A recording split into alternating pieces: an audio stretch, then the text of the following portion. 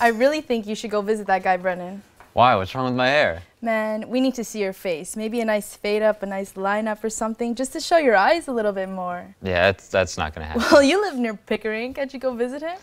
It's not gonna happen. Really? No, not even chance. for the ladies? Afraid All not. right. So for our next story, let's go paintballing with our very own Katie Belfour, who was in the mix of a paintball tournament. She's going to give us the 411 on how these paintball tournaments work. With spring here and summer around the corner, trying something new and exciting like paintballing could be just what the doctor ordered.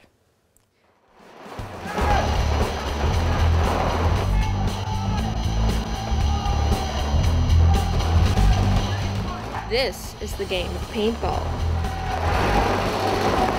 You take these little balls full of paint, put them inside this special gun, and begin your game.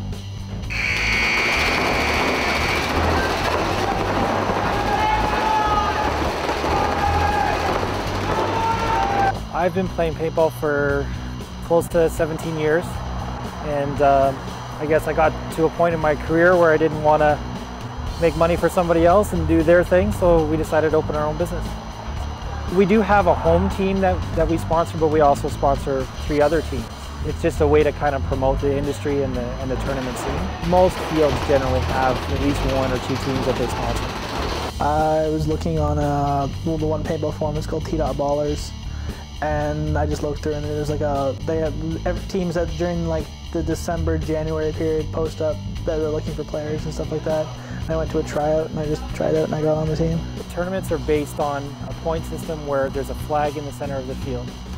So your objective is to capture that flag and hang it on the opponent's end. That's how you score a point. But you basically have to eliminate the rest of the team before you can safely hang the flag. The referees for like a normal day are just to ensure everybody's being safe. Tournament players already know all the safety rules. They don't have to be told to keep their mask on or anything like that. The refs in a tournament are there for other reasons, like checking to see if you've actually been hit.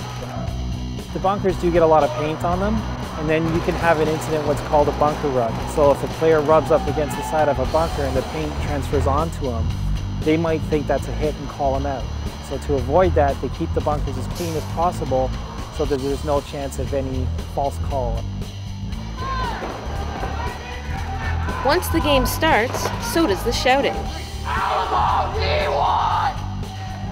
In a paintball tournament, you might hear some strange things. Each bunker has a name. So like you saw, I don't know if you saw that one bunker that was on the ground and looks like a giant snake. That's called the snake. So each one of those knuckles has a different number. So you would say S1, that's the first bunker, then S2, and you can tell where people are. If the other team figures out your calls, then they'll start yelling to your team, trying to confuse them. It's called counter-coaching.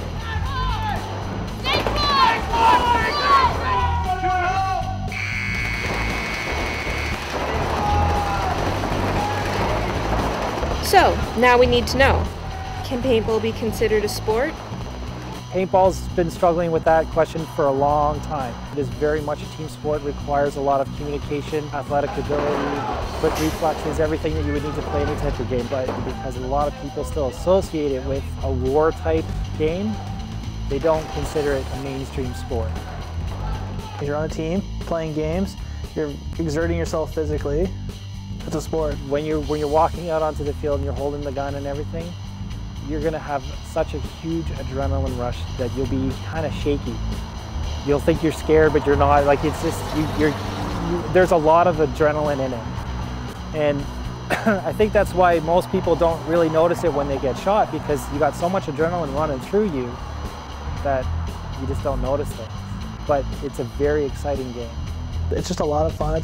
It's a great team building exercise. It's a lot of fun to play, and I don't know, I really enjoy it, and I think a lot of people would enjoy it too. So if you're looking to run around, scream, get paint all over yourself, and get a little sweaty, then maybe paintball is the game for you. I'm Katie Belfour for The Journal.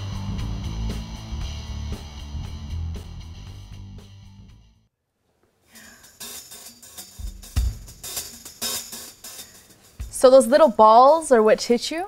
Yeah, you don't even see them coming. Like, you're hiding behind one of those things, right? And then you stick your head out, and then bam, one hits you in the eye. That's intense, Yeah. man. You wear masks though, so it's fine. But yeah, it's really fun. That's cool. So looking good and sounding good are a couple things important to a recording artist. The Journal's Michaela Richards goes one-on-one with Junior Henry. He's a sound engineer currently working on an Orthodox hymn book album. He's gonna preach the gospel to us, so let's tune in. This should be interesting.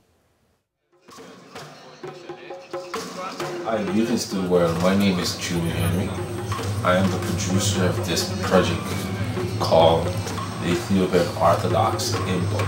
Well, the hymn book idea of this album were actually comes up by one of the artists that is on the CD, well known to Canada and a lot of people in the world by the name of Prince Everett. So this idea were coming from Prince Everett, and I myself were embracing it, and I went forth trying to execute it. Music to me is life, and this music that we're trying to reach out there to the world, it's a gospel. So it's a soul and life together. So that kind of gave me that kind of a buzz inside me to do something, and do something that I love to, embracing life and soul.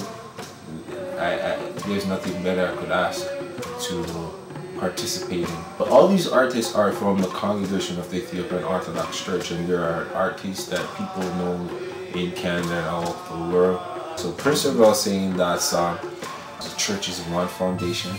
Django, who is a person who actually played the steel pan. Donna Makeda, she's one of those Junior Grammy Award winners in Canada.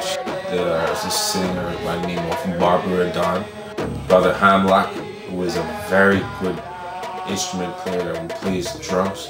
Bonganai, Roger B. I'm trying to get my mom, for sure, who have a beautiful voice. A song that she's gonna sing, a song called If I Stay Away from the Lord One Day.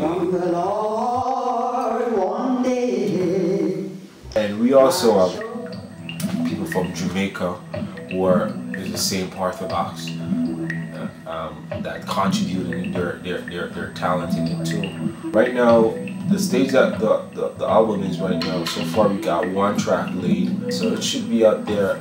I gave myself until around in December, so we're looking forward to see this project to be a successful